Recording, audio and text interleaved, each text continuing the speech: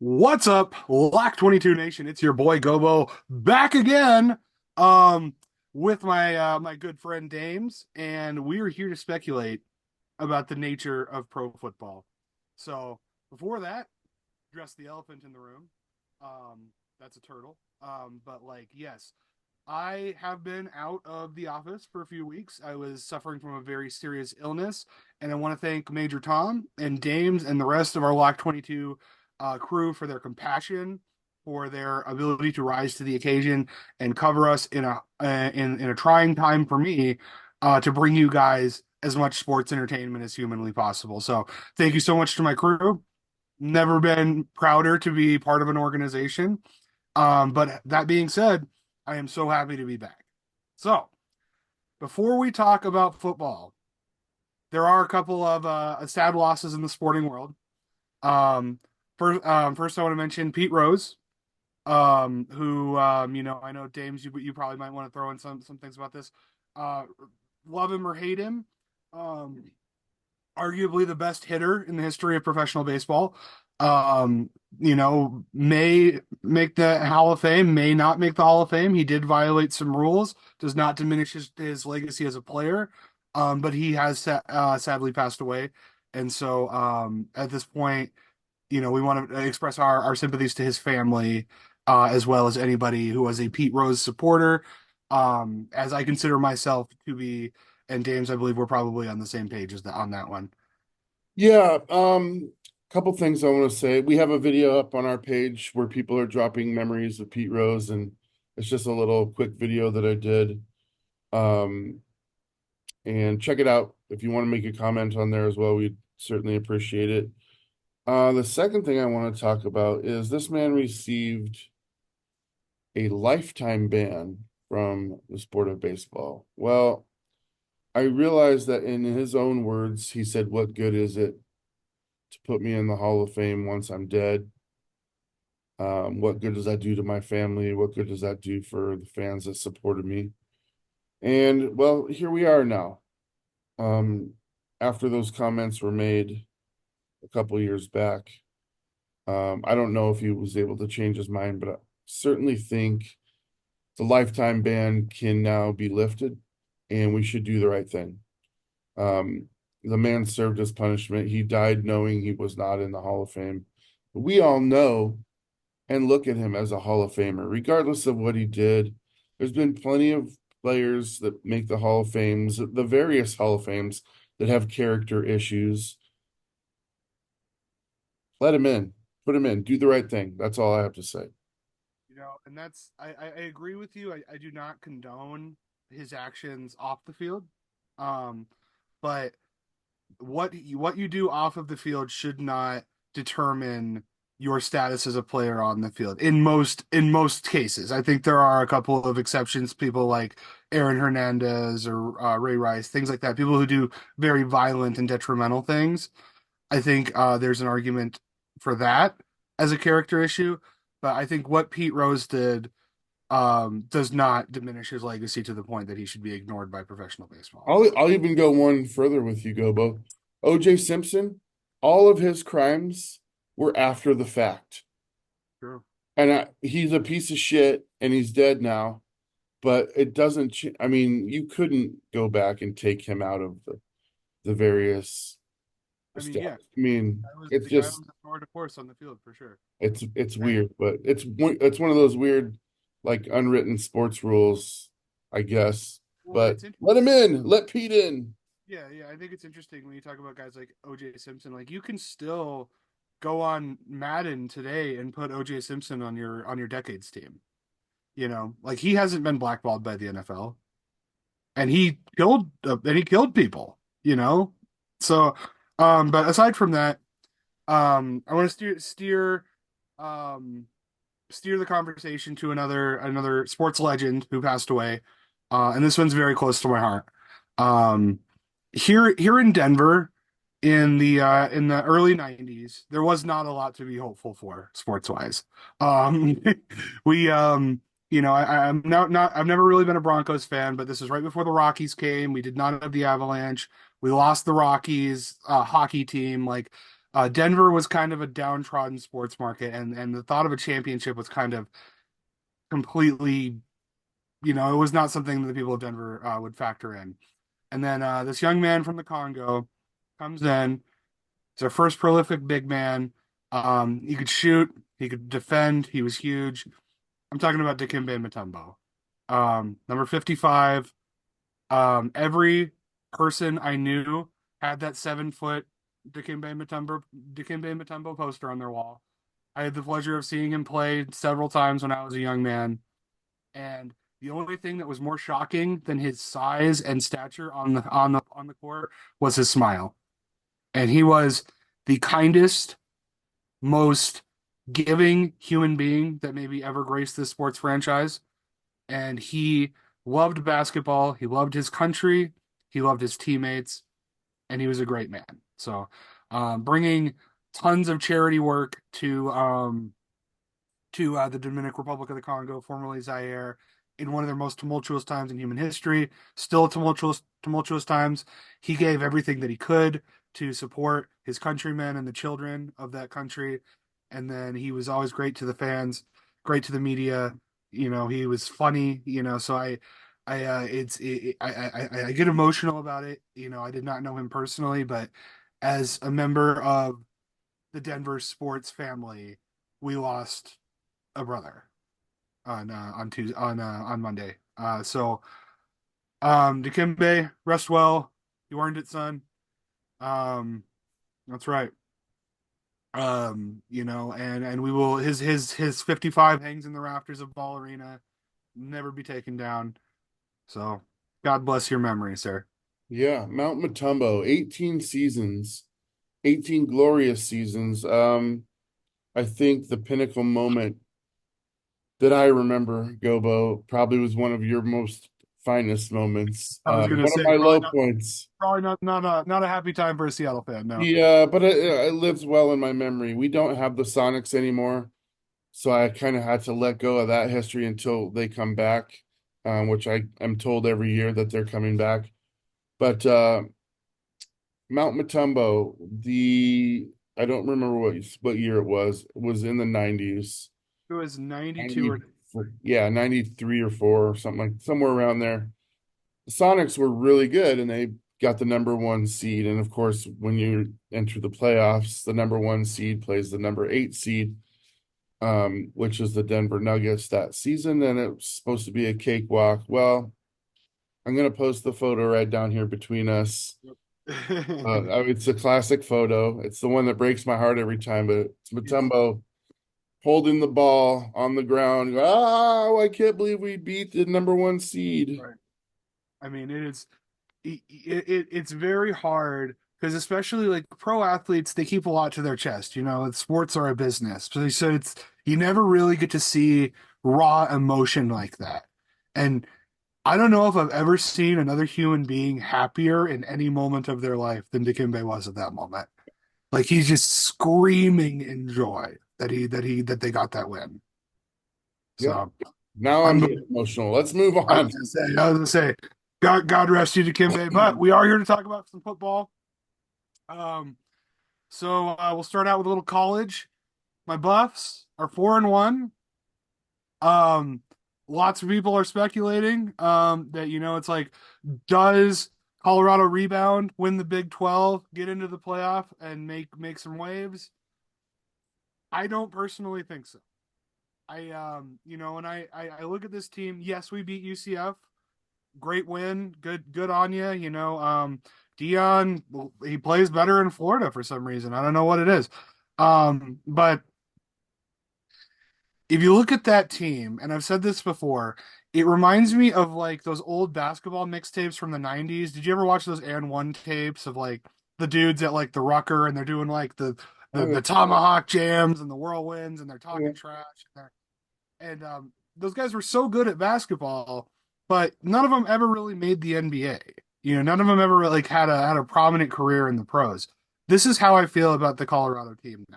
We have so much talent, so much personality, so much hype and entertainment value, but you cannot put them on the field against Georgia or Alabama and compete. You just can't. So it's like Colorado will make a bowl game, guaranteed. I mean, unless they lose out, they will be in a bowl game of some kind. So this will be a positive. This will be an upward shift from last year. But at the end of the season, we probably lose Shador to the draft. We probably lose Travis Hunter to the draft. And like we have to rebuild without the two biggest pieces on offense and now with defense because Hunter plays both ways. So I'm trying to be temperate. I want Colorado to be good as much as every other every other person in this state, every other fan of prime time. But like, I don't see it yet. A big win over UCF doesn't mean that we're gonna win the championship. All right, two things for me. I have no stake in this game. I'm a Washington Huskies fan. To me, I want to know when this trend of if they continue to win, when it becomes unbearable for the rest of us. And you know what I'm talking about. Secondly, once Shador is gone, I wonder how much interest Dion's going to have in staying. I mean, we don't know. We don't know. That'll be two interesting things there. Well, and here's the thing: Florida State, Dion's alma mater, and the state where he started his college coaching career, they're probably going to fire that coach at the end of the season. I mean, I don't know how he's not fired already, but that job comes up and they reach out to Dion. The whole team followed him to Colorado. What says they don't follow him down to Tallahassee? So I don't know, man. Like That wow, I don't know how committed he is to CU either. that's interesting. Mm-hmm. That's a thought. That's a thought for sure. So, anyways, but yeah, fuck them up, go CU. I mean, that was the chant we always yelled. Um, moving to the NFL, finally. Um, we got a London game, another foreign game. This one's in Europe, where they know how to take care of the grass a little bit better. I'm certainly not bitter about the Brazil game still. Um, we got the New York Jets traveling to face the undefeated Minnesota Vikings, who are also traveling. They're both going to London. Um, this is a big game. Um, this is a big opportunity to expand the sports market even further in Europe. So, um, you got some big names on the Jets. They've had a couple of good games this season. They got a big task ahead of them. I got to experience. I won't talk about the game too much because I've already cried once on this show. But like, the Vikings they're great, man. Like I don't see a really true weakness on that team as of right now. So it's like, what does it look like in Europe? I mean, what do you think? Do you think that the Jets have a shot? There's two stories here for me. The Jets look like they're about to fall apart. I mean, and this game could be the game that separates whatever's brewing there for good.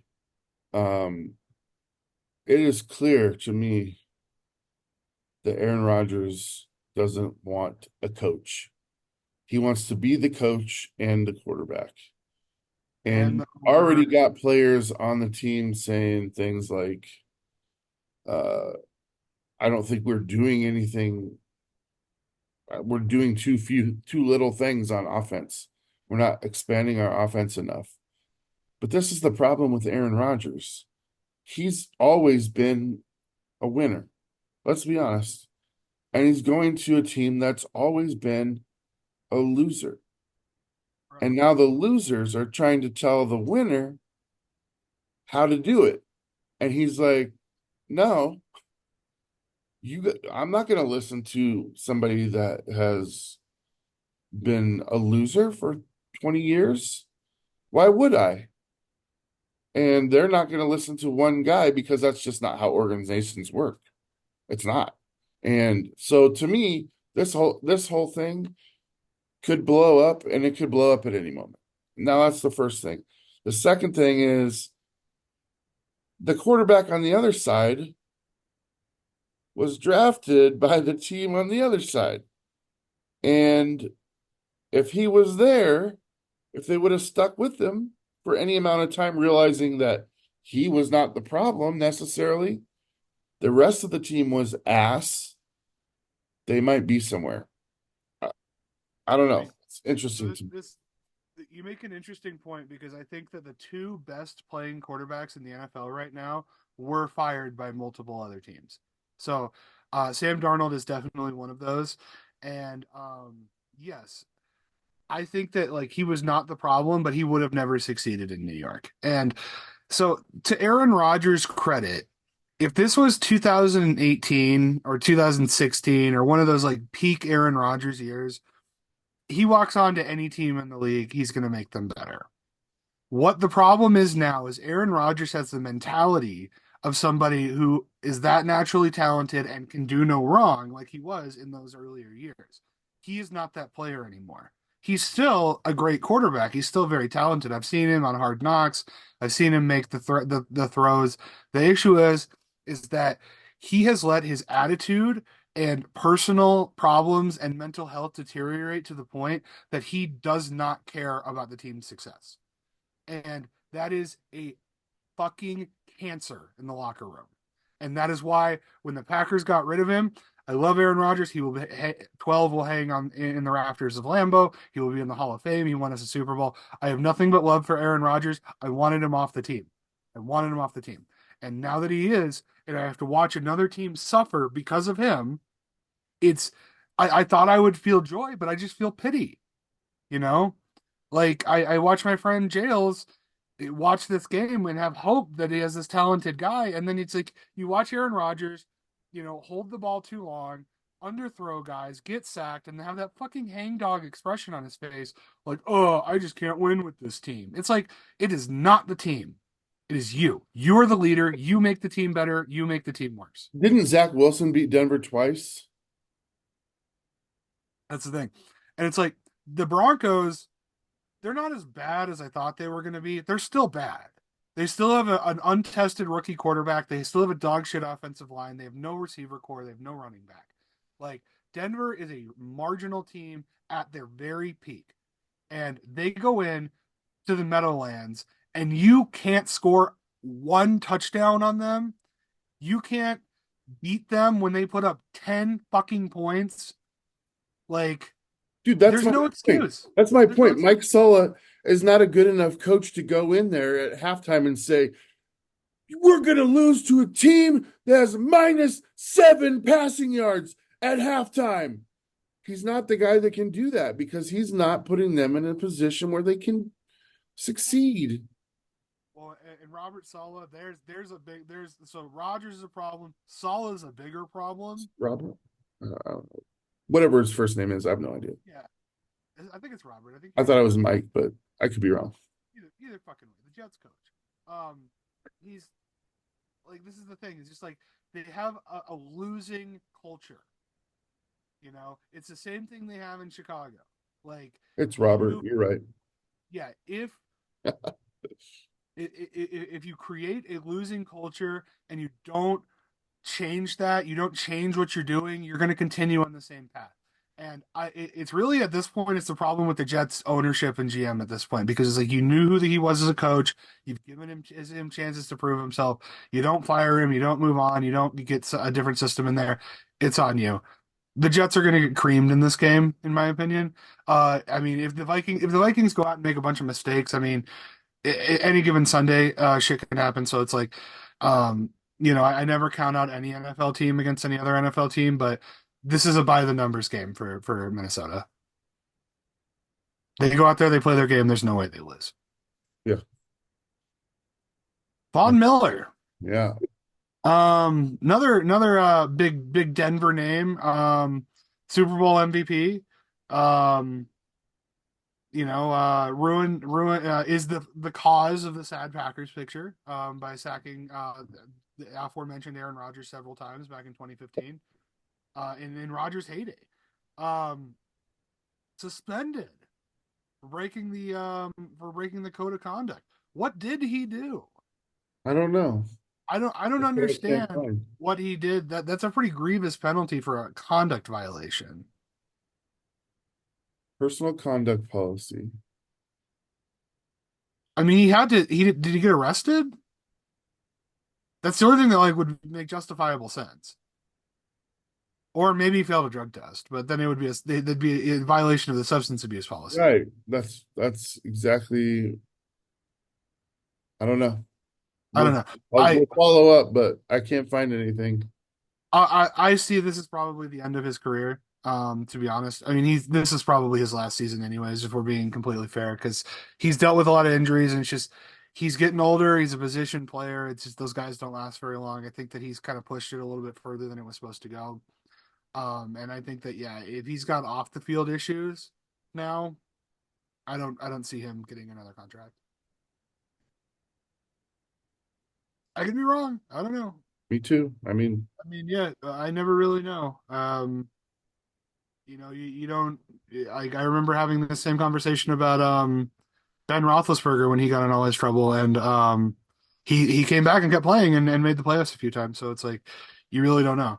well, this just puts. I mean, I remember we early on were talking about, who does Buffalo have really, other than Josh Allen, and he was definitely on the list of players that are difference makers. So to not have him for 4 games, we'll Yeah, see. I it mean, we'll certainly. see. Oh, excuse me. Certainly hurts the Bills for sure. Which sucks because they were killing it the first couple of games this season. So we'll see kind of how their locker room culture develops with whatever's going on. I still think they probably win that division just because it's so weak this year, especially with Tua going down and the Dolphins having literally no other person that can play quarterback.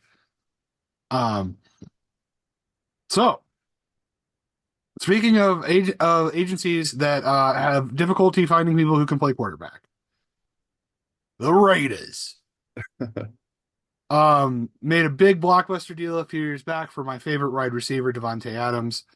Devontae says, "No more. I've had it. I came here. I hate this team. I want to play somewhere else."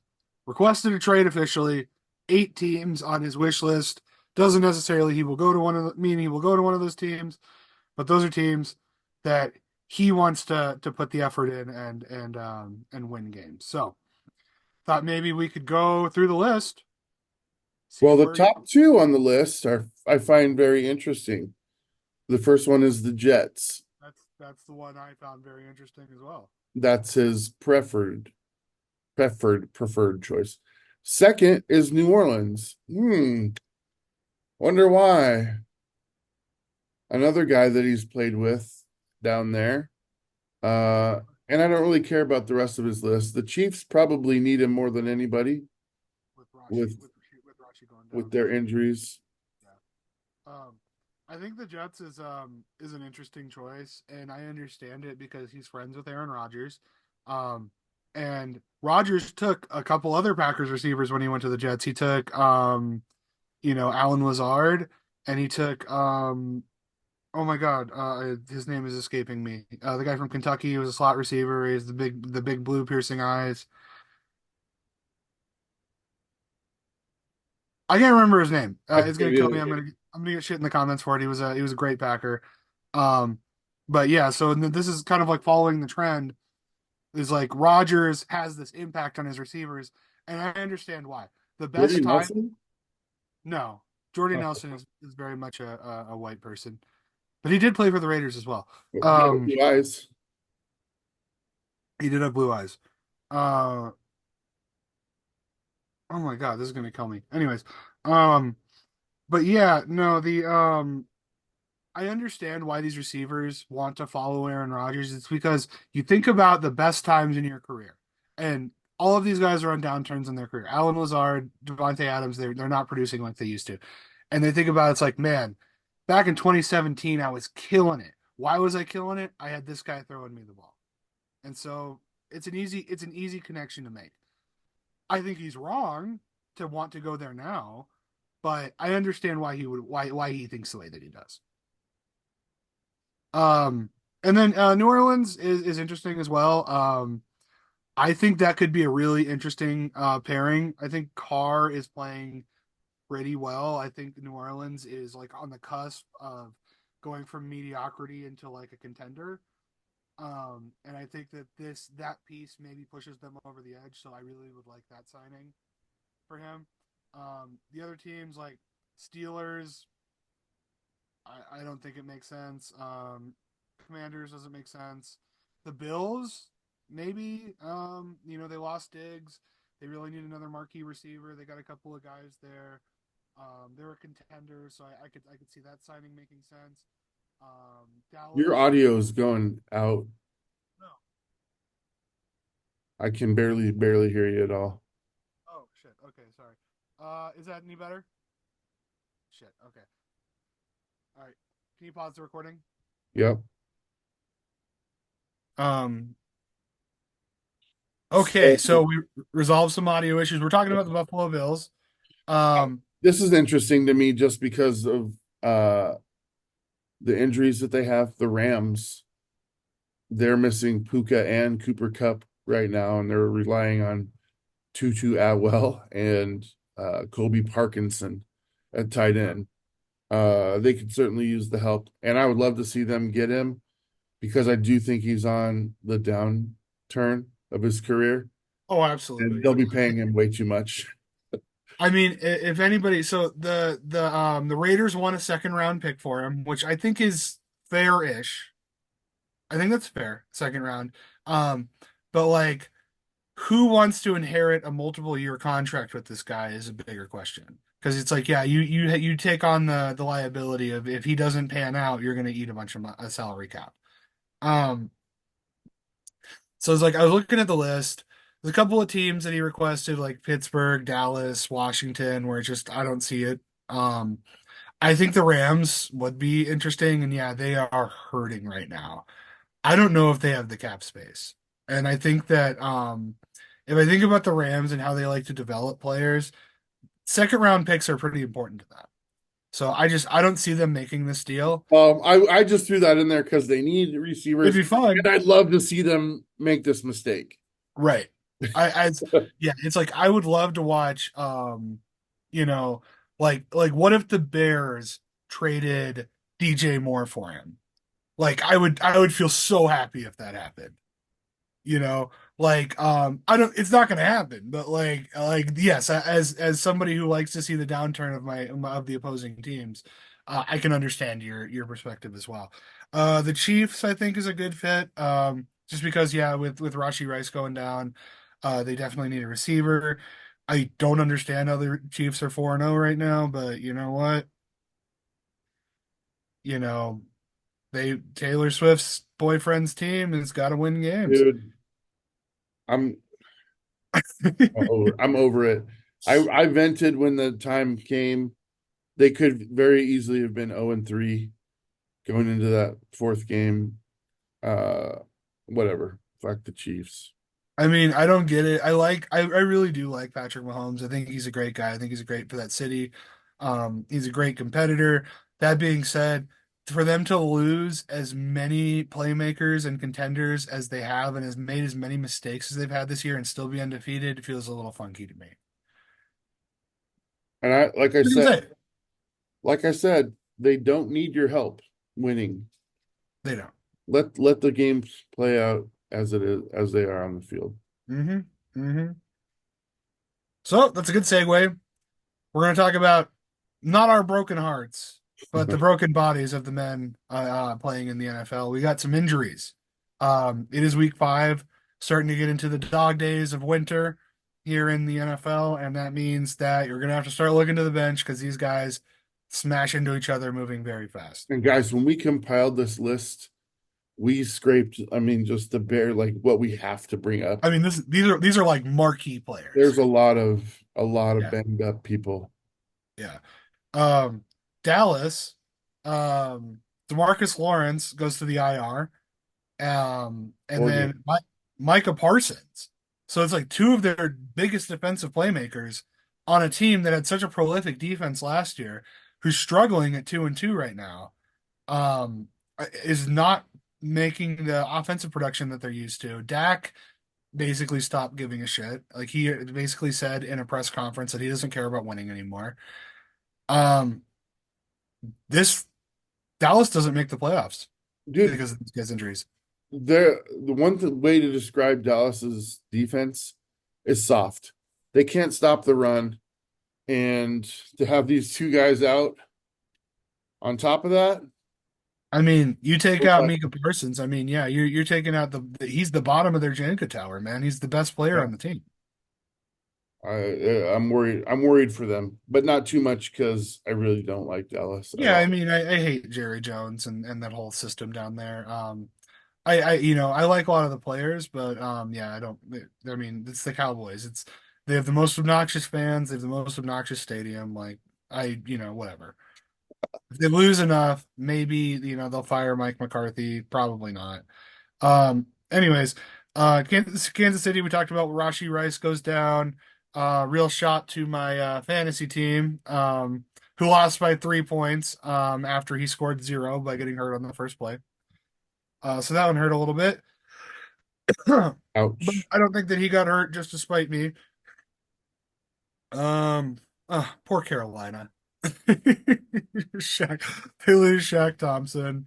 They get their first win of the season, and then the next week they're back to it, losing to in the kitty battle. They lose to Cincinnati, and they lose the Shaqtus. Um, For the season. yeah, I mean, I honestly like even if there was a chance of him coming back, if I'm the coach of the Panthers, I'm like, don't bother. They're not gonna win. I mean,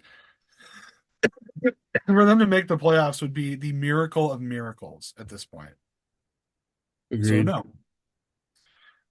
New Orleans. This one's interesting. Taysom Hill, the most versatile player in the NFL. He's my Um, favorite. You guys know I've been talking about him for a couple seasons now. and I remember also, we're gonna, I know that you and I are gonna have a separate show where we talk about the WNBA, so I don't want to bring them too much into this, but like, I remember that was a huge point of contention talking about pay equity was that Taysom Hill makes more money than the entire payroll of the WNBA, and he's not a starter. And it's like, well, here's the thing. He's not a starter because he plays like five different positions. So, you can put him in at literally anywhere. So it's a little bit different, but still, I think that's a shot to New Orleans. He got a couple of. I mean, he's still scoring touchdowns. So him not being in is definitely detrimental. I don't know how much it slows them down though. Well, you saw him score two touchdowns out of the backfield from the Mhm. goal line, and then you saw when he was injured, Derek Carr couldn't do it. He couldn't get there. I mean, Derek Carr is not He's, Taysom Hill, he's athletic not, I mean, wise. yeah, this guy he's a hybrid of a running back, a quarterback, and a tight end. The He guy plays can slot. He run, plays slot he receiver can too. catch, he's huge, and he is I just love the kid. I love him. I'd I love to have mean, him on my team. he's so fun to watch. Like I honestly like if the New Orleans punter went down, I wouldn't be surprised if he went in and punted the ball. Right. He's that kind of athlete. He just does everything. Yeah. He's Um, Pittsburgh, couple of lower name guys. And I know it's like that might hurt some feelings. With Russell Wilson, he's the backup. Gets injured on the bench, which is interesting. And then Cordarrelle Patterson, another guy, really versatile receiver, running back, kick returner. Um, I think it's just these guys are starting to get to the end of their career. Cordarrelle, do you know why Russell Wilson makes this list? because it's Russell Wilson. I mean, yeah, No, it's it's because he's the starter. He will play once healthy. Tomlinson said that. So, that's I think that's a mistake. Justin Fields isn't perfect, but he's playing well enough to win games. So it's like, but you know what? I'm not going to pretend that I understand football better than Mike Tomlinson well, I think he's just respecting the unwritten rule of you don't lose your job by getting injured. to injury. Sure. And Russell Wilson should, I mean, by that rule, should at least get one game to see where they're at with him. Valid. So, I've been waiting for it. I can't wait to see it. I mean, it'll be interesting. It'll be interesting for sure. Pittsburgh is having a kind of surprisingly good season. Yeah. So, um, Bijan, that hurts. That's a big one for Atlanta. They got Kirk Cousins in there. He's learning a new system. They've shown signs of being really talented. They've won some big games. They've lost a couple easy games. I don't know who Atlanta is, and I think that this is kind of like a consistent theme for this franchise is that like, is this the year they're going to finally be good? And without Bijan, fuck no. Well, it's the constant knock on Kirk Cousins. He's inconsistent. He can't He's just be mid. consistently great or consistently bad. He, He's the definition of mid. I mean, but when he's great, he's great. Let's be honest. He's had some games, but the guy was also 0-8 for his first eight primetime appearances. And then Absolutely. this year, all of a sudden, he lights it up on his one primetime appearance so far. So I don't, yeah, and hamstring is it's a tough one. That doesn't Yeah. just go away. Well, it's one of those things, especially a player like a running back, like you have to make those cuts. You have to push off of your plant leg. You have to drive your legs when somebody hits you. Like you need your hamstring to Well, for fucking heaven's work. sakes, let's say he breaks into the open. You got to kick on the burners, and Right. that's where you Yeah. really are in Yeah. danger. You want a full sprint for 70 yards? That's pretty tough on your hamstring. Yeah. Yeah. I mean, I feel for the guy because he's so talented. I love watching him play, but like, yeah, without him, I think Atlanta's offense is in big trouble. Um, and then Tennessee, Will Levis, um, maybe plays, maybe doesn't. Who's the backup in Tennessee? I don't even know who it is. It was Zach Rudolph. Zach Rudolph. That's He came right. in and he did pretty well, He's and that's not. what prompted coach to say, no, no, no, no, no, no, no. Levis is still our starter when he's healthy, but they have a bye week this week, so which we'll get to in a bit. But Yeah, I think that that's I don't know. It's the Titans. I think are they're probably one of the lower tier teams this season.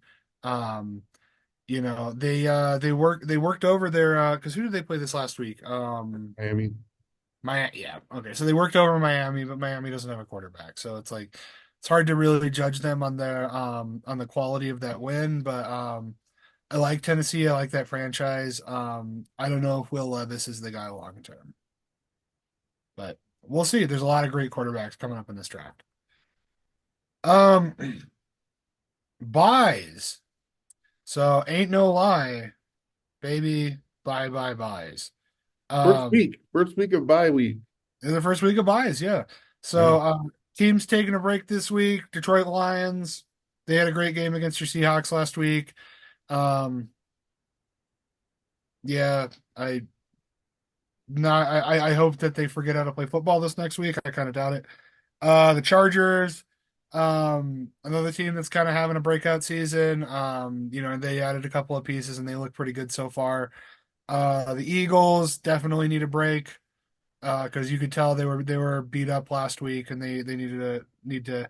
I think that New Orleans game with them hurt a bunch of their players that they're not talking about. Tennessee, same thing. Take some time, practice, let Will Levis rest, see who you really want on the field. agreed. So, so that's our Woo, news for the week. woo, we made it. I was gonna say, now the fun part. Now We get the to fun start part. speculating on But on to what we do worst. I was gonna say what we're absolutely completely unqualified to do, but you watch us on YouTube doing it, so we're gonna keep doing it. Let me pull up our schedule here.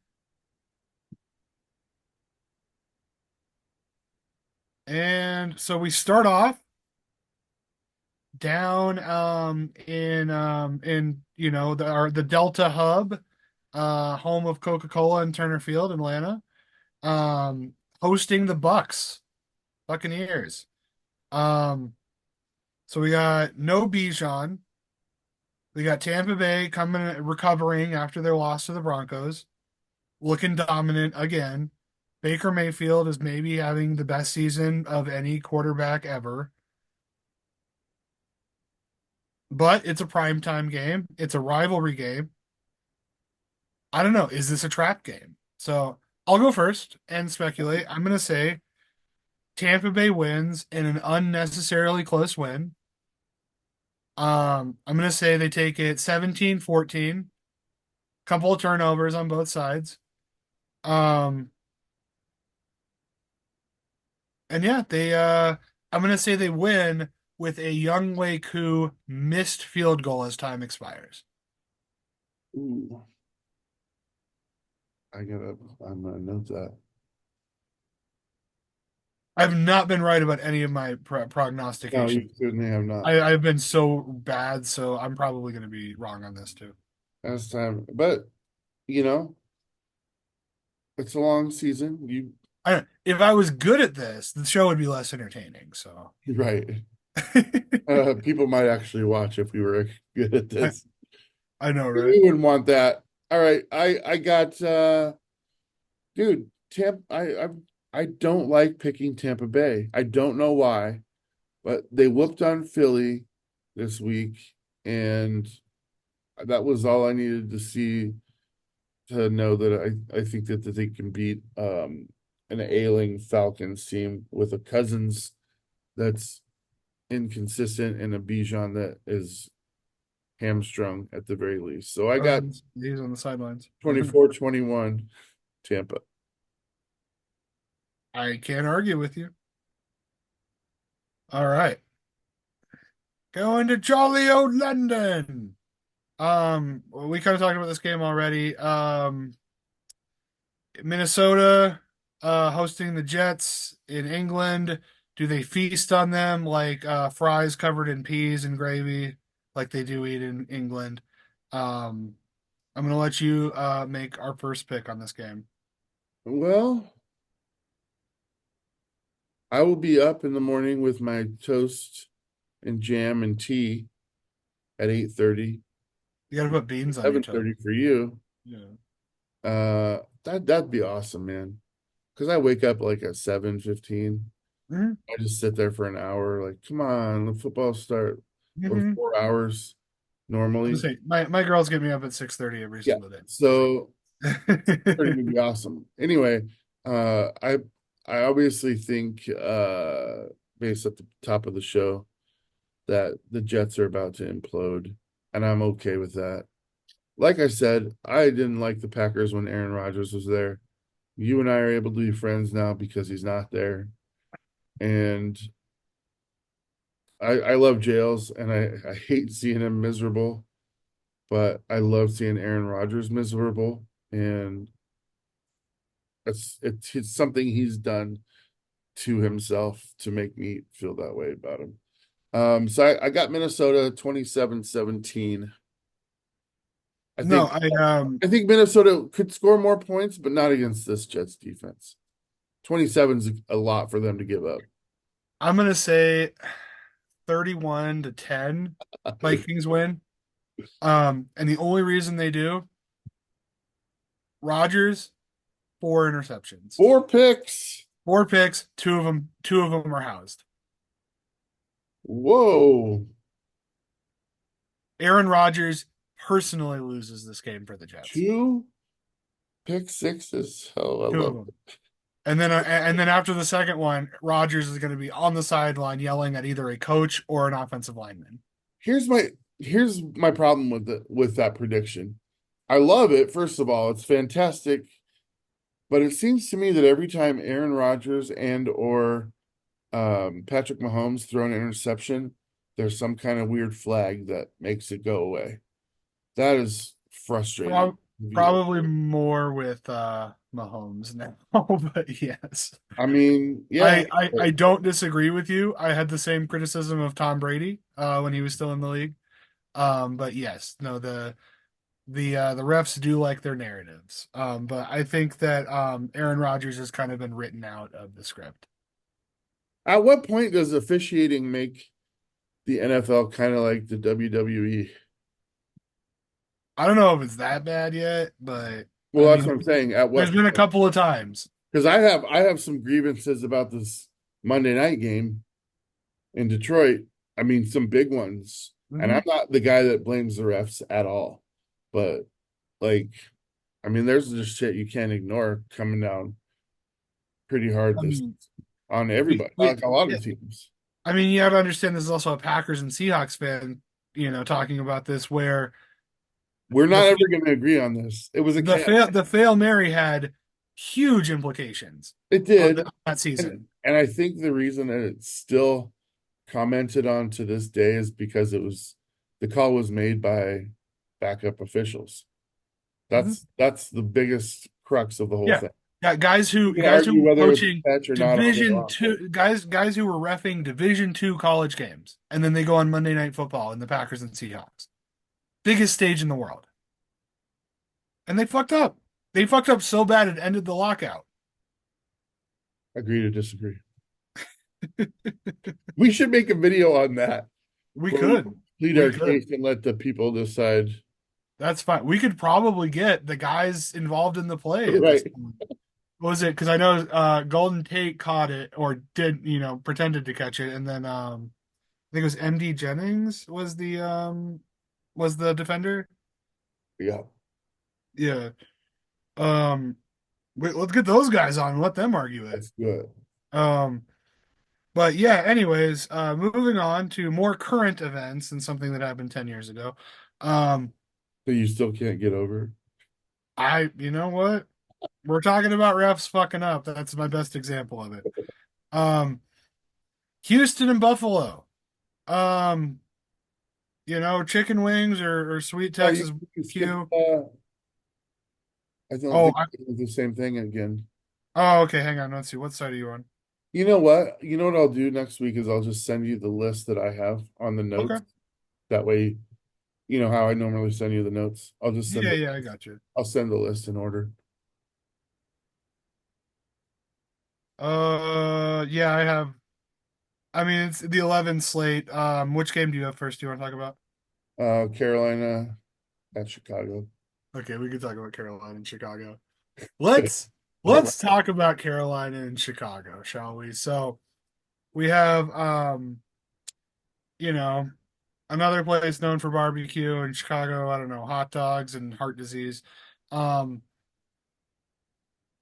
I don't give a shit about this game. I mean, like I would rather go watch my nephew's 12-year-old Little League game than watch this game.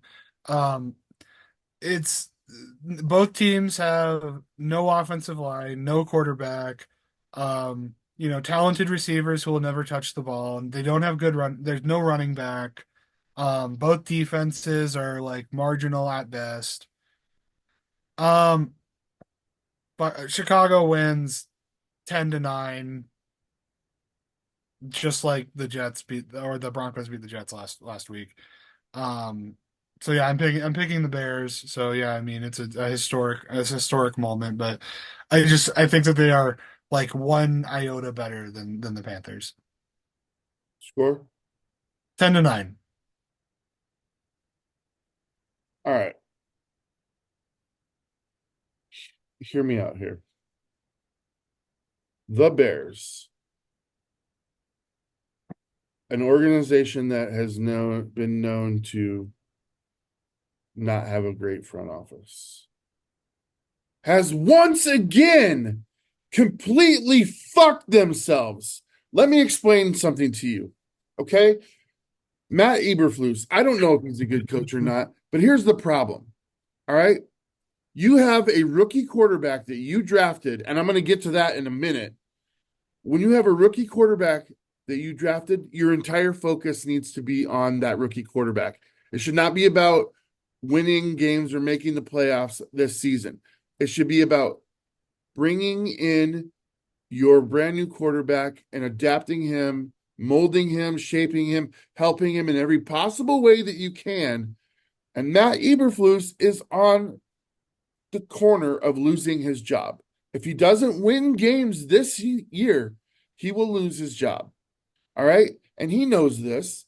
And when you know that, there's no way that you can mold and craft a proper system around your rookie quarterback when you know that you have to get wins now to keep your job. That's the first problem that's happened. The reason that this is a problem now is because they completely botched the draft. Justin Fields is out here succeeding on a crazy level. I liked him last year. A lot of people were like, he's too whatever. And that's true. But you had to look at the situation that he was in. He didn't have Rome Odunze. He doesn't have an offensive line still. What they should have done is traded that number one pick, knowing that what Gobo obviously seemed to know, that Caleb Williams isn't the second coming of Andrew Luck, even. All right. No, He's more of like Jamarcus Russell, or maybe even I don't know if he's that bad. I mean, let's I hate to, let's say I hate to defend him. Robert Griffin the third. He'll be That's out of better. the league in a Or couple what was years. that? What was that dude from Oregon who walked off of the Falcons? Um, Oh, oh, Mariota. Marcus Mariota. Yeah, Yeah, like okay, yeah. that's what I think about when I think of Caleb He's just a Williams. bigger, more athletic version of Marcus Mariota, maybe. Exactly. But Same here's the attitude. thing. If you do that, you trade that pick, you're gonna get three, four first round picks. Right. That's what it was gonna be. And maybe even a second, third, fifth, whatever. What you do with that is one of those picks is going to be in the first round. You can still get Romo Dunze where you got him, but then you could use the next 3 years to get an offensive line to put around Justin Fields. So when you pay him, you have the top tier offensive line that you don't have to pay for 4 years. Yeah. Why in God, or defense, whatever. Your defense is Anything. excellent as it is, but why? This is going to go down as what they This could is have like done. well, and this is like, and this is what I've been saying about the Bears and their front office is they think that one marquee player changes the team. And here's the thing. There are zero Bears quarterbacks in the Hall of Fame. There will never be a Bears quarterback in the Hall of Fame. And there have been some great Bears teams. The 85 Bears are maybe the best team ever in football. Like with Jim McMahon. Like nobody gives a shit about the quarterback if there's nobody around him. You know, you're not going to take a player like you could put Patrick Mahomes on the Bears right now, they would still lose. And They here's don't the thing that understand. They don't we under fucking stand that. let's try and put ourselves in their situation. Don't you think they know they've never had a franchise quarterback and They that do. maybe this was their chance to do it? Imagine if they picked Jaden Daniels at number one. Right. Imagine Holy if they picked cow. CJ Stroud last year. Holy cow. Yeah. But Um, I'm saying CJ Stroud and Jaden Daniels don't play well in Chicago either. I just You have to have other pieces. the And Bears. it's like if they don't take Caleb at that one spot, they would have gotten five starters Yeah. for that pick. Five starters. A mixture of rookies and veterans, draft capital, picks, the fucking works. The number one overall pick is a golden ticket, and you spent it on a fucking guy who didn't win at USC, who fucking sidearms the ball and has a shitty off-field attitude, gives these like bullshit interviews. Like, no, like seriously, Caleb Williams is moderate. He is a moderate player. That said, I'm gonna go Bears 23-16 only because they're Well, playing because the Carolina. Panthers suck ass. Yeah, I mean Because they're it's playing Carolina. And I'm sorry to go off like that, but this has been bugging me. And I started thinking about the coaching situation and the quarterback situation. And those two things, they can't coexist. no. You either got Bad to win to horses. keep your coach. And now you're putting him in a situation where next year, his second year, he didn't have a productive rookie season. And I don't know that yet, but that's what it's leading up to. And you got a new coach for his second year. It's going to be like a second rookie year all over. It's just bad business, Bears. The bad news Bears are back. Anyway, yeah, 23-16. Let's move on. Moving on. Since I don't have the right, who's on your list next? Got Baltimore at Cincinnati. Okay, all right, and this one, I believe, is your pick to start us out. So, yeah, what do we got? Yeah, dude. On the I Kentucky border. I am concerned. I've seen some good things out of Cincinnati, and I've seen some really shitty things out of Baltimore. But Baltimore convinced me this week that they're going to be too much for Cincinnati to handle on Sunday. So I'm going to go 28-24 Baltimore, leaving the door wide open for you to pick Cincinnati.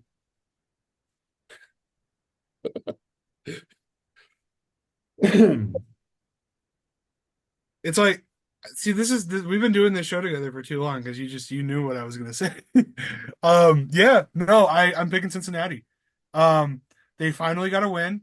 They did their slow start shit. They're not having a good year. They probably won't make the playoffs. That being said, Baltimore has not played up to their potential one time this season, not once. They got a couple of bad breaks in that Chiefs game, but aside from that, I've been really underwhelmed. Zay Flowers. Zay Flowers is not living up to his potential. Lamar is trying to do everything. He's taking a lot of hits. Their defense looks really suspect. Um, the best player on the team is Derrick Henry, which is crazy. He's old. And he's out there trying to win games by himself, and he can't do it. Like, so Derrick Henry will probably run for another two touchdowns in this game and a loss. I'm gonna say 27-21. Tigers. The Bengal Tigers, yes. I got Bengal you. Tigers, yes. All right. Buffalo at Houston.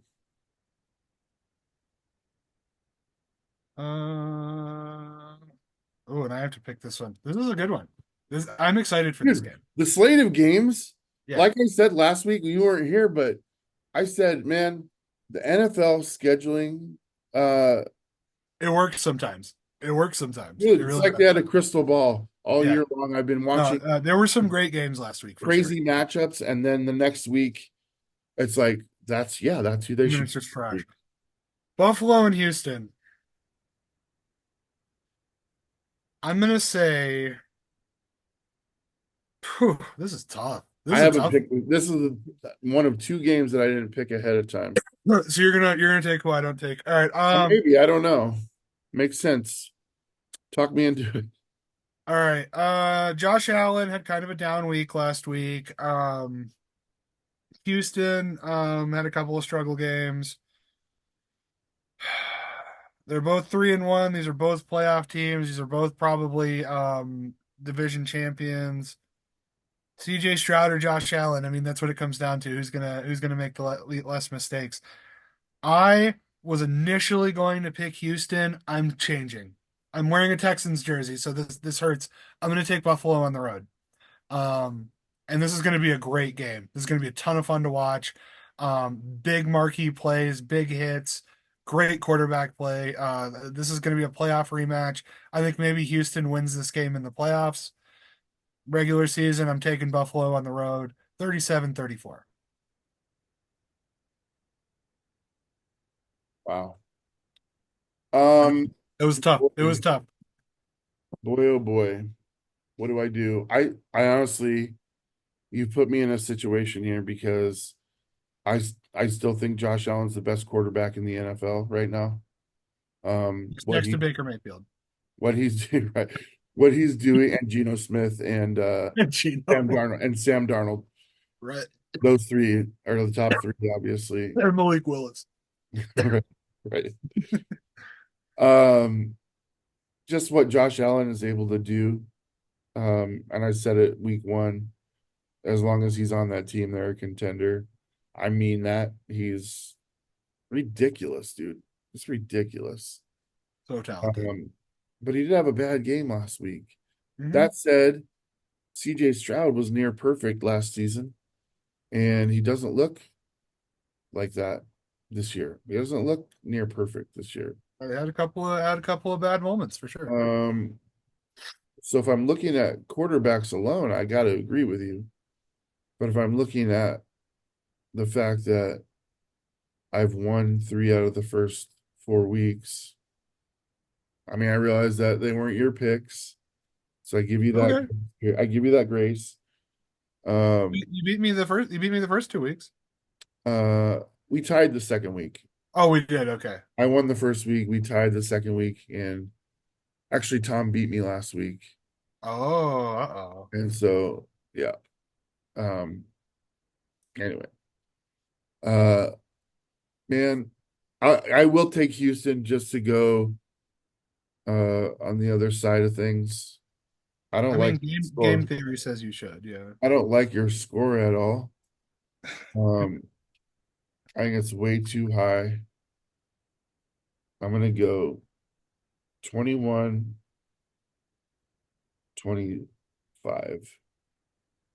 and I'm gonna say Houston, we have a problem. Or that would be Houston having a solution. Yeah. All right. The second game that I didn't pick was this next one. Indianapolis travels to Jacksonville. And the reason I didn't pick was because I'm not certain on the status of Anthony Richardson.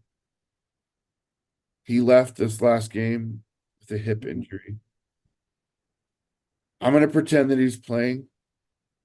They also lost in that game, Jonathan Taylor. Correct.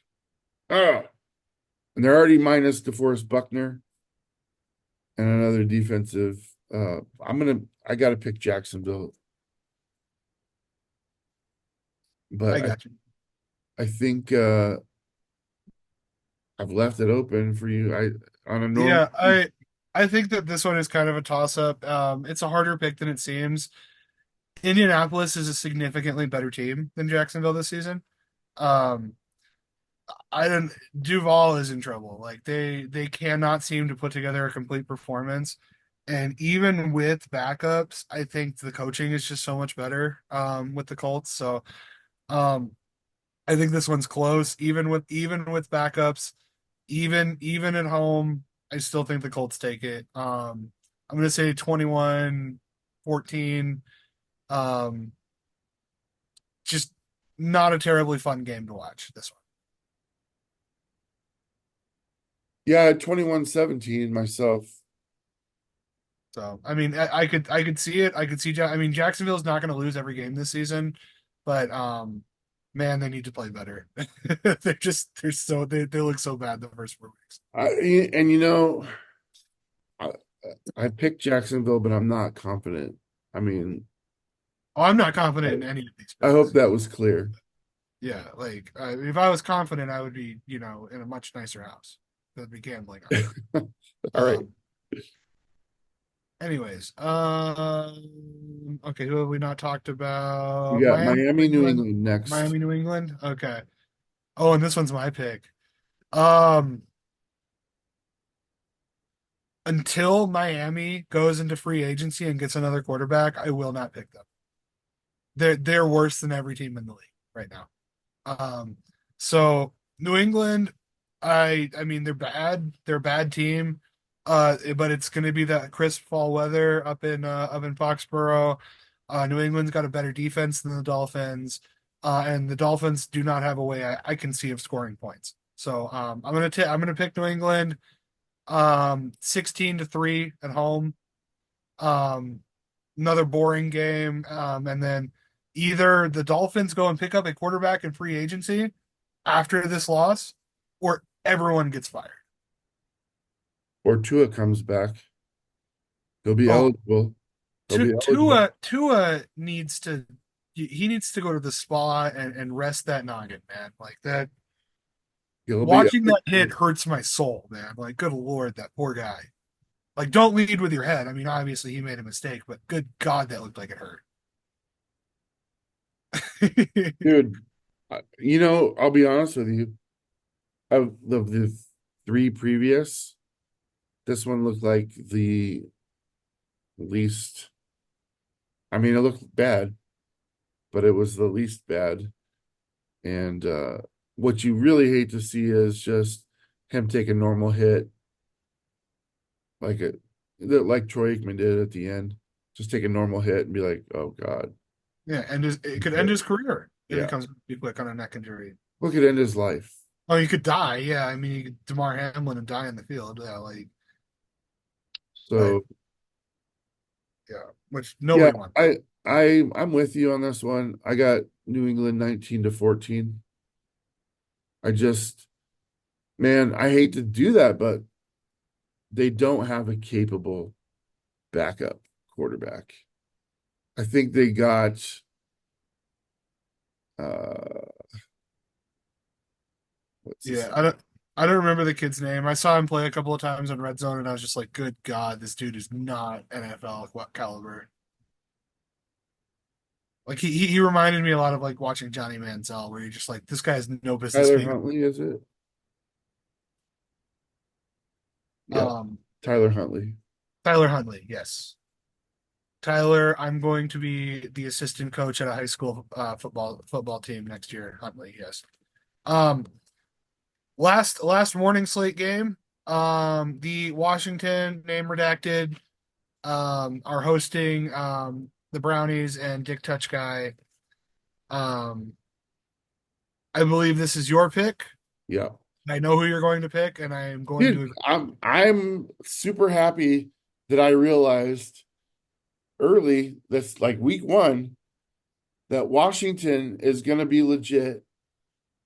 I didn't know what Dan Quinn was gonna look like as coach, but I know that they have better players on defense than what people think.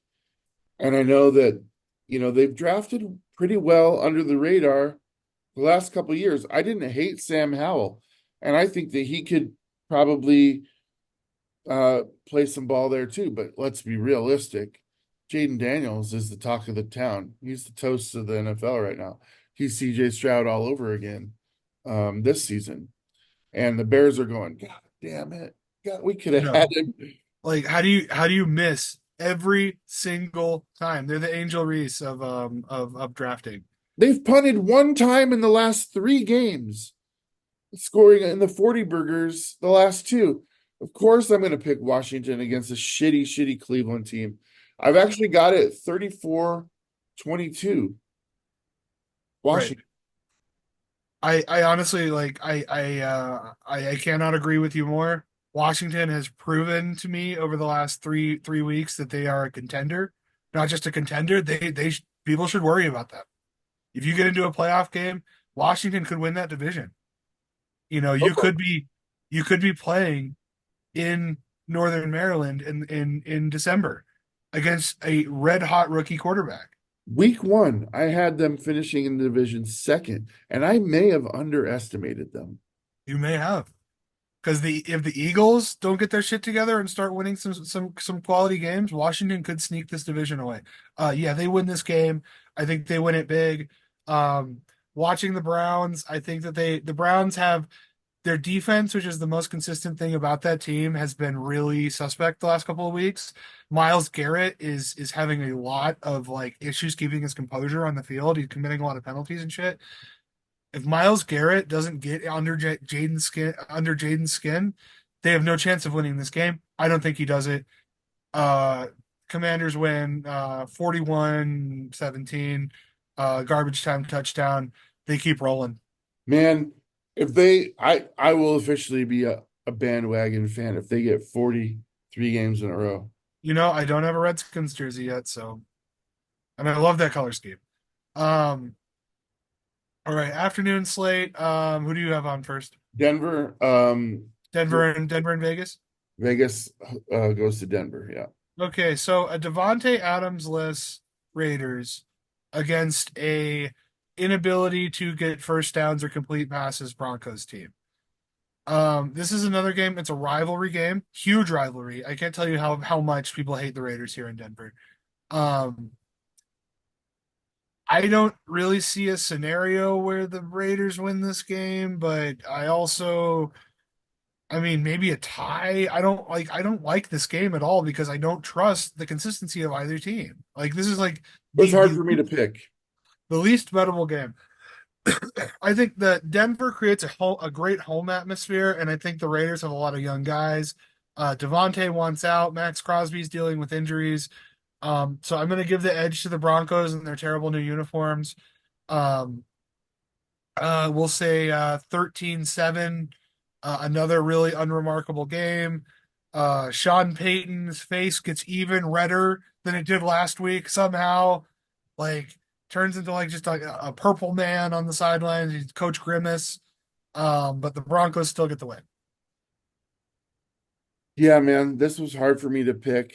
But ultimately I'm going on what I know, and what I know is what I've seen.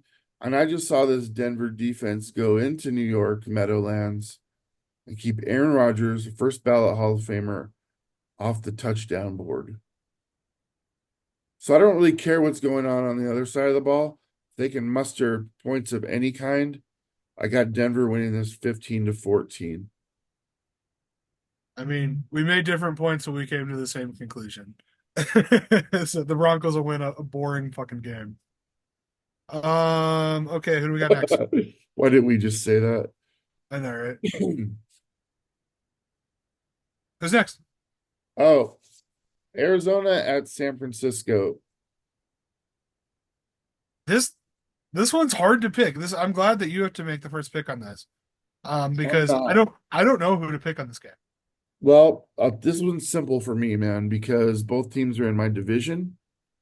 So all I have to do is pick what I don't really want to happen, and that way I'm happy either way. Right? So that means I've got San Francisco winning this 24-21. However, if Arizona beats them, I will be like, sweet. I was like, win. It's a win-win. Yeah. I love games like that. Um, well, I mean, you're now motivating me to pick Arizona, obviously. Um, And it's not a bad pick. I don't know who the San Francisco team is without McCaffrey, and it's so sad because they looked so ironclad. They Well, looked let's so. update on him. He has got um Achilles issues in both legs. He might not play this year. I don't think he does, especially if San Francisco doesn't start winning games. If there's no reason to put him in for a playoff push late in the season, there's no reason to risk him next year. And as just a fan of the sport, I hate that so much. I do too. I The do guy's too. electric I love watching Christian McCaffrey play, even against the Packers. Like he's such a talented dude. for sure. And he's from Colorado, so I'm For like, sure. it's one of those things where it's like I will always support him. All right, so what's Um, your score, big guy? what's my score? I say 27-21. Arizona wins with a Marvin Harrison Jr. touchdown catch. He's been on it, man. He's great. On He's a it great player, man. since week one's failure. They've been on it. I would love it's kind of sad that Christian doesn't play this game. I mean, there will be lots of matchups between these two players, but like I want to see Marvin Harrison and Ed McCaffrey like in the stands, like having a beer watching their boys play each other. That would be Like awesome. that's what I want to see because That I would be both, awesome. both Hall of Fame players. Um, all right. So do we got your game or my game? We got Green Bay at the Rams. Green Bay at the Rams. Okay. And it's my pick. So beginning of the season, I would have circled this game and been like, man, this is going to be a tough one. Watching the Rams the last couple of weeks with no Puka, no Cooper Cup, no consistent tight end play. Matt Stafford's kind of all over the place. I think the Packers are gonna handle business. Um, I don't see a scenario where we lose this game. Um, Jordan, Malik, it doesn't matter. 38-13, Packers go get a big win on the road. All right. I got a score 31-21, a little bit closer. I haven't seen anything that tells me the Packers are going to score 38. I, I I need to see it first. I Didn't we still put don't up know if Jordan Love's we put up good 40 on Tennessee, didn't we? on Tennessee. The Rams without Puka and without Cooper Cup are not better than Yeah, Tennessee. but that's not the defense. Okay, well, what about the Rams defense says that they won't give up that many points? Well, nothing. Yeah. But I mean, I appreciate your optimism, but I still don't even Sure. know if Jordan Love's good. He certainly needed to play better than he played last week. Well, it's But tough. I do have Green Bay winning. This is another scenario where um I could have picked the Rams to win and then been happy either way. But I'm counting on Green Bay to win this game. I want Green Bay to win this game. And I want to see that Jordan Love is who we think he is. Right. But right now, I just got to be honest with you, not wearing my rose-colored glasses today. Um, I want to see him be broke. I know it, man. And as a Packers fan, as an optimist, I'm going to say that Jordan Love started out dog shit last season, made a huge push at the end of the year, won a huge playoff game, showed all that confidence. He got paid. Like, I think that he is the quarterback of the future, but we definitely are going to see some road bumps, some speed bumps. Like last week, Jordan Love did some amazing things. He threw three really clean touchdowns. He threw for a bunch of yards. He made some good reads. That being said, he threw four interceptions. And so it's like, Couple, I let me do what you should do. Couple of those interceptions not on Jordan Love. no. When they go right through two wide receivers' hands, including like this, and the guy Yeah. basically goes, boop, go ahead and take it. Oh yeah. In on Jordan Love. All Oh right. no.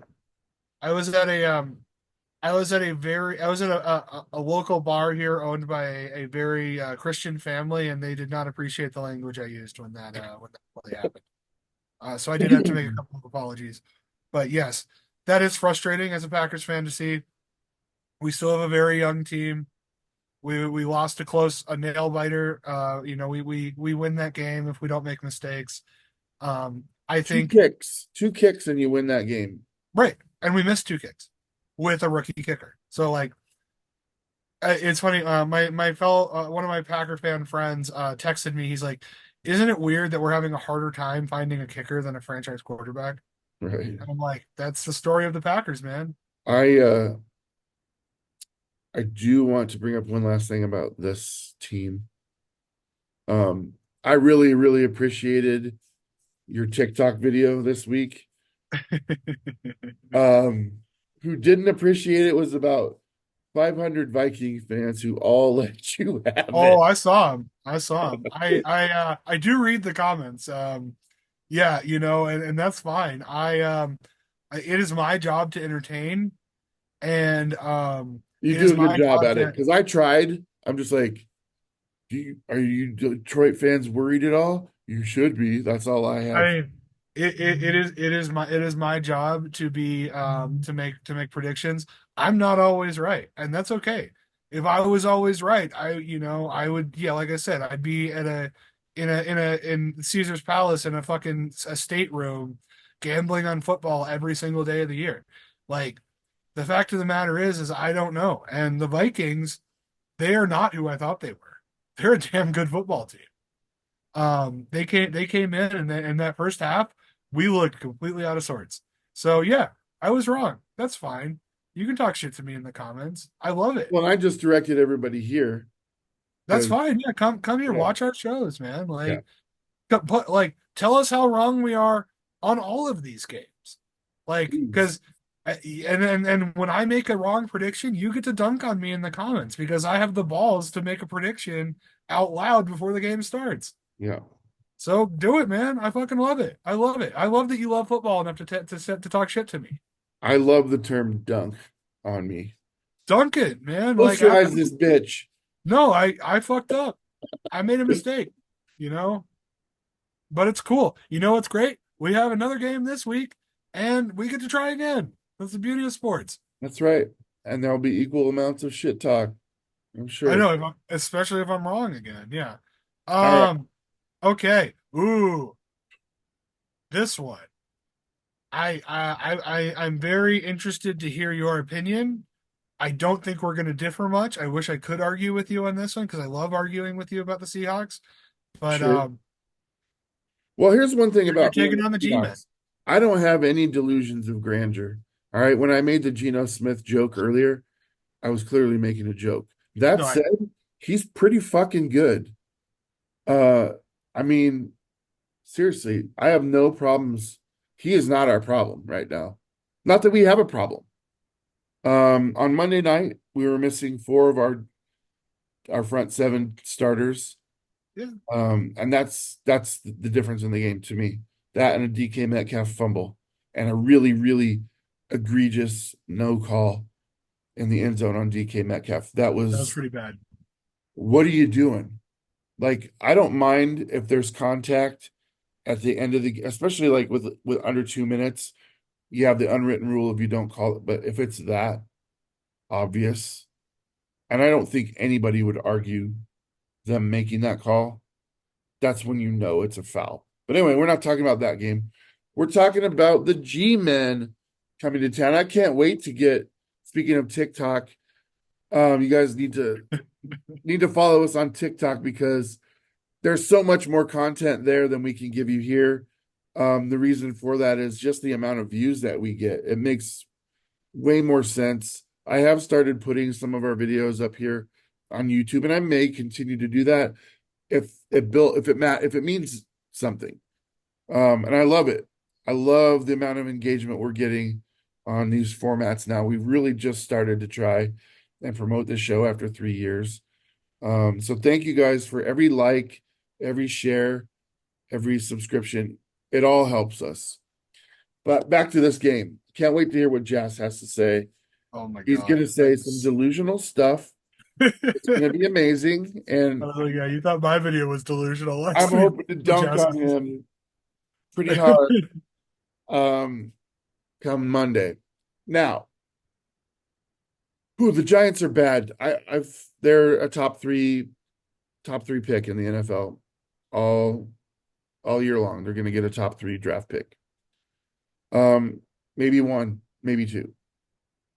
I'm hoping it's three because I really don't want them to be able to establish any kind of greatness with those picks. But why do I don't dislike the New York team so much? I love those guys.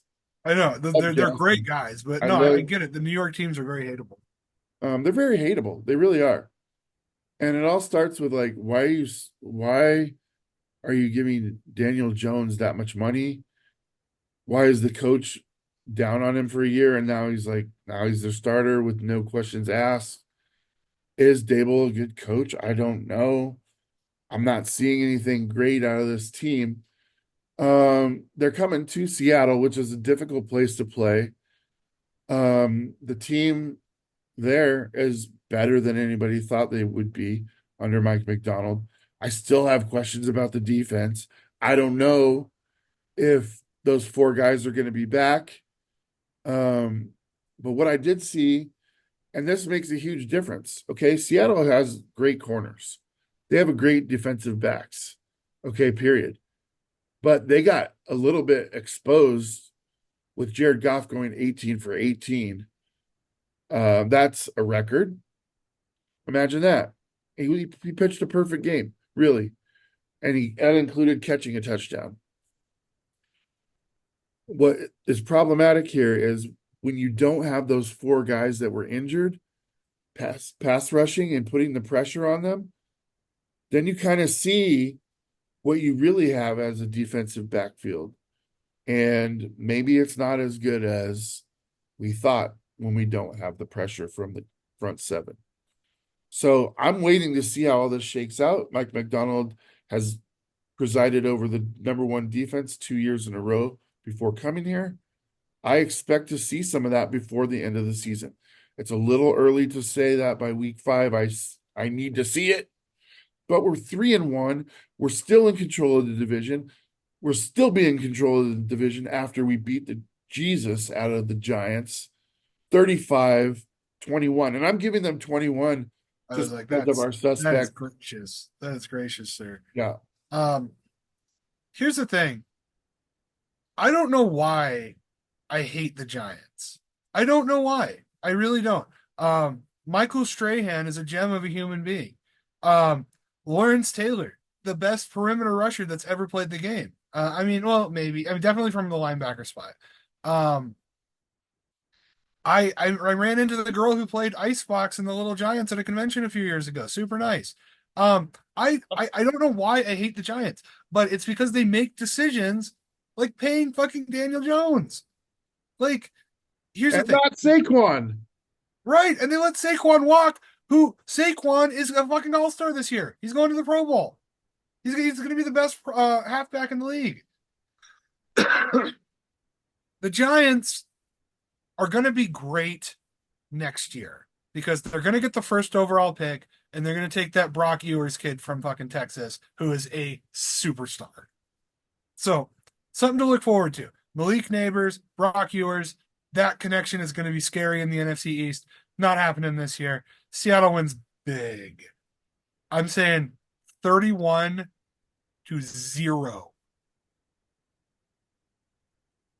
Wow. 31-0. This game is not going to be close at all. And as much as I love you, I do not love the Seahawks. I think that there is a lot. They're a good team. They're not a great team. I think that they have a chance to surprise everyone in this division with San Francisco taking a skid. Um, I think Seattle's one and done in the playoffs. The Giants are dog shit, and they're going to lose big. I don't dispute any of that. I need to see more than one season of Mike McDonald under the helm. If we get to the playoffs in his first year, that's a success for me.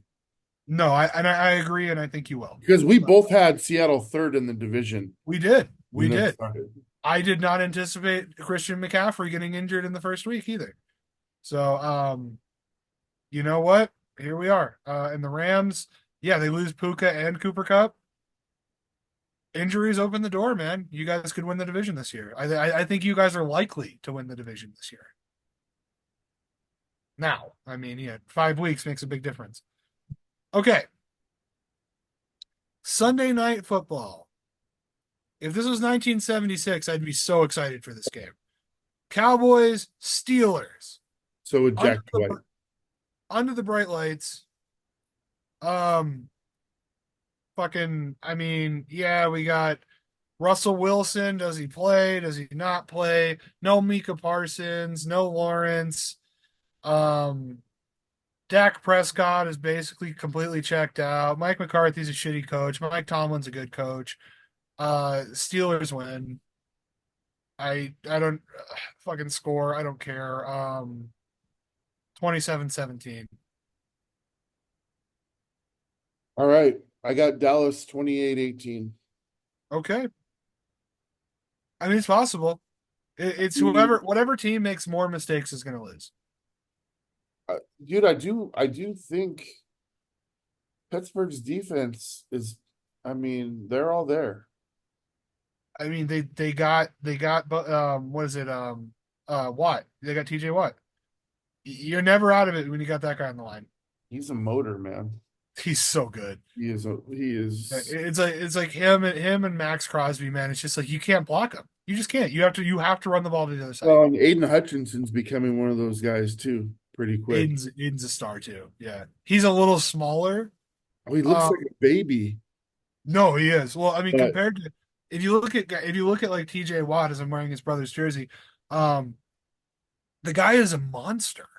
I feel like he could stand up and reach over the line and grab the quarterback and just throw him like not even move. But then he's also super fast and agile. So it's like, yeah, you can't block it. I mean, JJ was the same way in his prime. yeah, I feel that way about the Bosa brothers too. But the Bosas are tough They're to block just there. trees, man. They're trees. They're so big. Yeah, But I love that. I love those kind of players.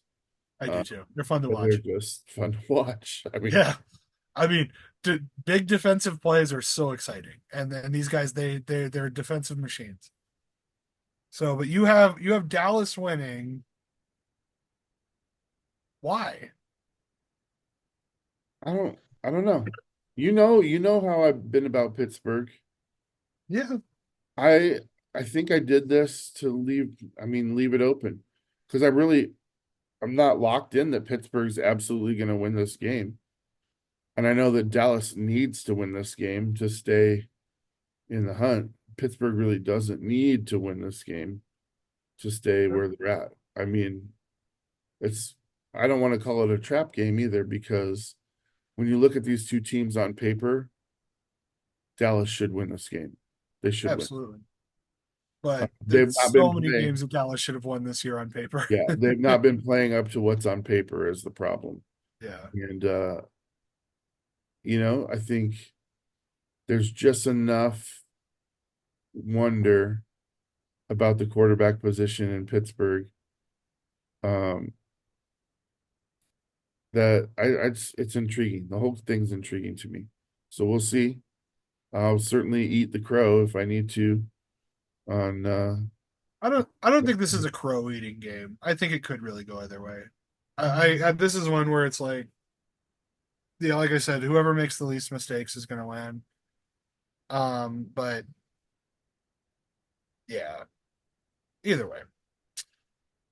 Um, last game, Monday are we night. ready for some football? This one could be interesting. I don't know if it will, but it could be. Super Bowl champion, Kansas City Chiefs, featuring Taylor Swift in the press box, hosting the New Orleans Saints and Derek Carr and his Toyota Celica. Um, I is this one? I think this is your pick. Yeah, because I picked Pittsburgh. So, explain to me why the Chiefs will win unfairly. Well, I'll tell you what. When the schedules came out, the Kansas City Chiefs were supposed to have the hardest schedule amongst the teams. This one in week 5 was one that they had circled saying, whew, finally, Yeah, a little a break, breather. a little Yeah, breather. Well, as we know, Taysom Hill is day to day. That doesn't necessarily break no, the Saints, but it certainly gives them less goal line options. But I also wondered, I don't know if you saw this. Once Taysom Hill went out, they tried to run a Taysom Hill play with Derek Carr, with Derek, yeah. and Kamara was in the back. He was behind him, and he just stood there while Carr went forward and not got did not get anywhere close I to mean, yeah, the gain. And it's a he's just it's a like, "Why the fuck would you do this? I'm right here. You're trying to be Taysom Hill. You're not. You pay me to do this is my job, and I just stand here as some kind of weird ass decoy. That rubbed me the wrong way, dude. Like yes. I'm not gonna base my opinions on the way they run things on one play, but that was just Yeah. stupid looking to me. It was a bad play call. They were like, oh, they're gonna key in on Kamara, and it's just like, let them. Who gives a shit? Alvin Kamara is a fucking monster. He's great. Like, he's I would so believe him strong. all day long. And Yeah. he Like is healthy. So when you have a running back that takes five guys to tackle, if your offensive line does their job, he's gonna score. yeah, this is why I this is why I have trouble because I want to say that these are the times where Patrick Mahomes shines the best is when he's down players and everyone doubts him, and then he just does magic things with his huge head and his odd fitting helmet. It's pretty strange. Uh, I got Kansas City winning this 27-25, and I just think it's prime time. No one's bigger in prime time than Patrick Mahomes. The Saints, they're cute, and they may play a close game, like I said, 27-25. But this is just one of those ones where Patrick Mahomes ain't gonna lose. He's just not gonna lose. I I agree. I mean just flat out I agree with you because there's so many factors. Like I want to pick the Saints because they're a more fun team. You know, they had they're more downtrodden. They're the underdogs. You got guys like Kamara, who's a freakish athlete. The Saints defenses and special teams are actually really fun to watch. Um, but yeah, you got Patrick Mahomes. You got Arrowhead, you got prime time, you got potentially cold weather, you have Kelsey, who, despite whatever media attention that he gets for hosting game shows and dating Taylor Swift or whatever, is still probably one of the best tight ends in the league. Um, I mean, the Chiefs' defense is kind of an X factor, but I don't think it matters. I don't think it matters. I think they win this game. I think it will be close. I'll take 30-28. Um, Maybe there's some questionable calls on the Saints' last drive. Better not be. I don't want I really don't like living in this world where I think that the league wants the Chiefs to win, because I know that that's a narrative. It's kind of a conspiratory narrative, and I hate agreeing with people who say shit like that, but it keeps happening. It keeps happening over and over and over again, and I get it. The Chiefs are good for the NFL. They make money. But what does that mean for people who are fans of other teams? And there's a lot of And people that this is my point though, Gobo. This is what's so weird about that. The Chiefs are a small market team. they are. They're a big name team, but they're a small market team. And guess what? That might mean big dollars, but the more teams that you bring in on this elite level that have it, let's say Houston Texans come up and they win 2 Super Bowls in a row. The NFL is going to make as much money as they would if the Chiefs did. Absolutely. So I Houston's don't the fourth understand the largest. thought process of let's let's help this team win because it's not good for the sport. It's terrible for the sport. Right. Houston is the fourth largest media market in the country. Yeah. Like, Kansas City's not even in the top 50. So it's like, no, I get it. Like, there's potential, you know.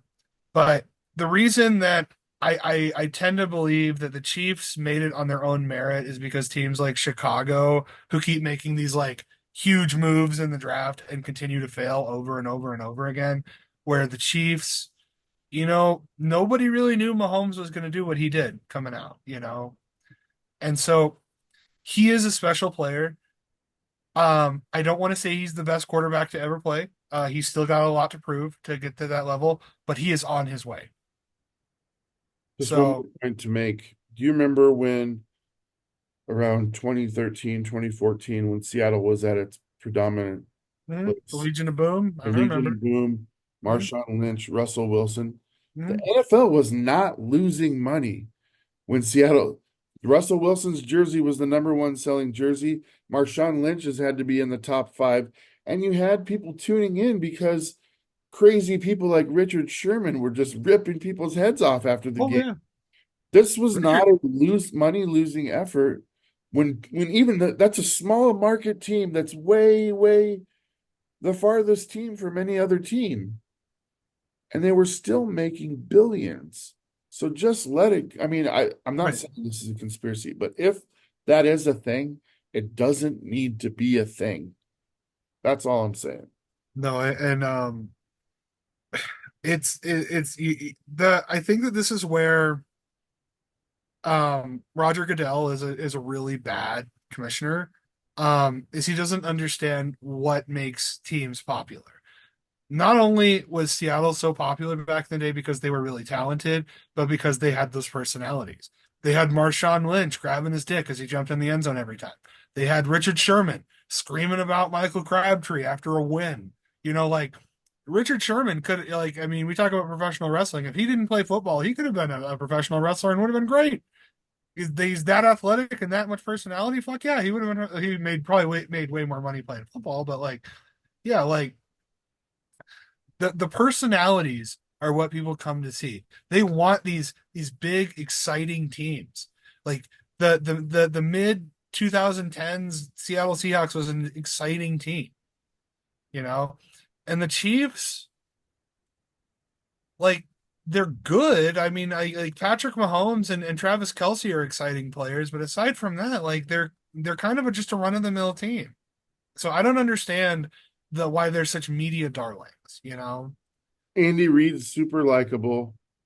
They have a loud, passionate fan base with an iconic building. They are in the middle of the nowhere, which kind of makes them Yeah. cool. Well, I mean, and like I don't like to dunk on other metro areas. Kansas City is not the nicest place. No, Um, no. Better than it's St. Louis, though. it is better than St. Louis, yeah. And I have a lot of family and friends in St. Louis, and I have a lot of love for people and teams from that area. But yeah, Missouri is not it. Missouri, you know, I don't know.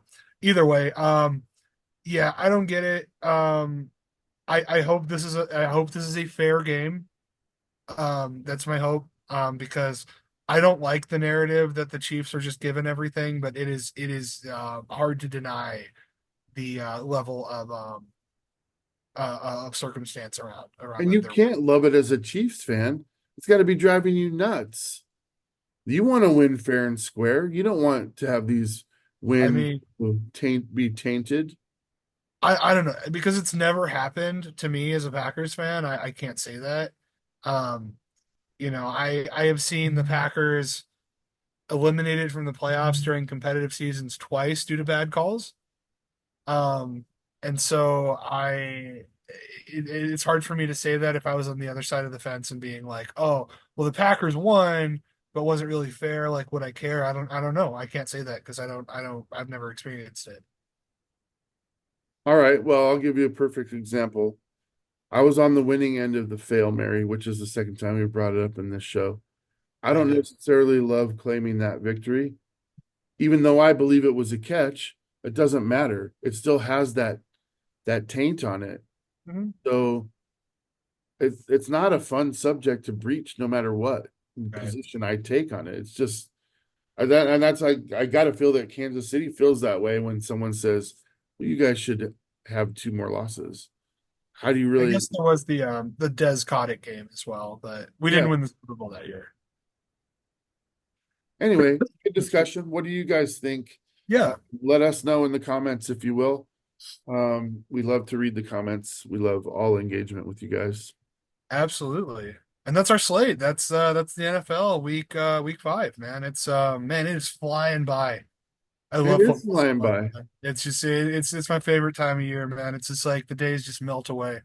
Um Next week, we do have a jersey picked out. We did get a couple of backed up requests because yes, I will be rocking our friends from the Motor City next week, the Detroit Lions. Too soon. Uh, I know. I know, but that's what the fans voted for. So you, as fans, have the power to decide what rag I adorn every single week. So, throw it in the comments. What team jersey do you want to see me wearing in the next video?